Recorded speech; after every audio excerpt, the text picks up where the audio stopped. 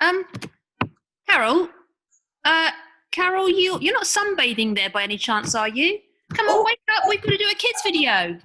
sorry about that. Anyway, hi OneKids. We hope you enjoyed part one of Joseph's story last week. We did tell you it was one amazing story, so today, part two. Do you know, I kept thinking about Joseph all through the week. I kept on wondering what happened to him after his brothers sold him to the traders from Egypt. I can't wait to find out what happened next. Well, you will never guess what happened next. The traders, they returned to Egypt, and when they got back there, they actually sold Joseph to one of Pharaoh's soldiers. Hang on. I've got a question. Okay, ask away. Well, who was Pharaoh? You know, I've not heard that word before. Well, Pharaoh just means a king, so Pharaoh was the king of Egypt.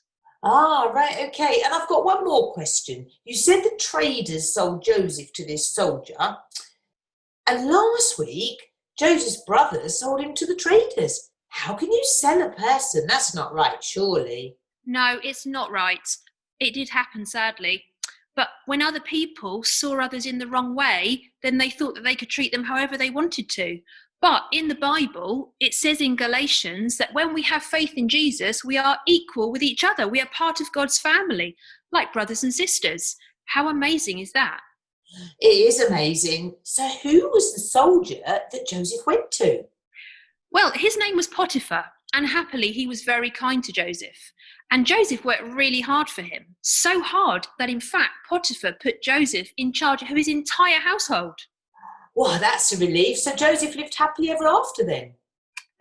Not exactly. Potiphar was a very kind man, but his wife was definitely not kind to Joseph. She told some lies about Joseph and she got him into lots of trouble and he ended up being thrown into prison. Oh no, when he ended up in the well last week. That was bad enough, but now he's in prison?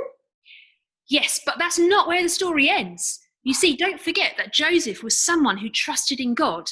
And when you trust in God, he doesn't forget you. God was watching over Joseph. So did God burst the door down and let Joseph out? Well, this is what actually happened. So, a couple of the other prisoners, they had these strange dreams, and the next morning they told Joseph all about them. One of the prisoners said, I had this dream last night, a really strange dream, and I dreamed that I saw this grapevine with 3 branches, and bunches of grapes burst out of the grapevine. And so I squeezed them into a cup, and I gave it to the king to drink. I wonder what this dream means. He squeezed the grapes into a cup? How on earth do you squeeze grapes into a cup? Before you tell me the rest of the story, can we have a little challenge? Here are some grapes for you. Oh, thank you. I like grapes. Here are mine. So can we see who can get the most juice out of these grapes? I think I'm going to win this one. Oh, we'll see about that. You're on. Okay, OneKids, you've got to choose who you think is going to be the best grape juicer. Is it going to be me or is it going to be Carol? But just going to point out that I've had extensive experience of squirting that communion wine into those tiny little cups. So I'm going to be hard to beat. So, here we go. Ready? Steady? Go. Whoa, this is really hard. Oh, gracious. Ooh. Not doing too well here. It's going to take all day. I don't think You got Carol? Yep, getting there. Ooh.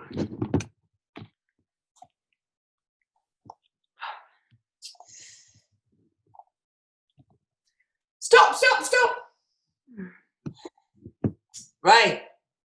So the winner is...